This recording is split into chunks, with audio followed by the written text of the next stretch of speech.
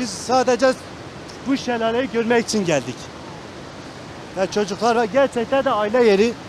Yani her kendisine de tavsiye ediyorum. Gelip görsünler.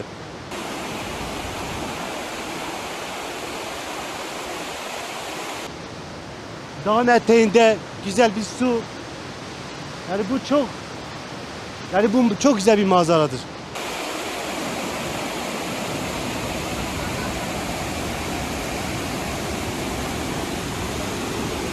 Yani bu su artık herhalde fazla gelmiyor.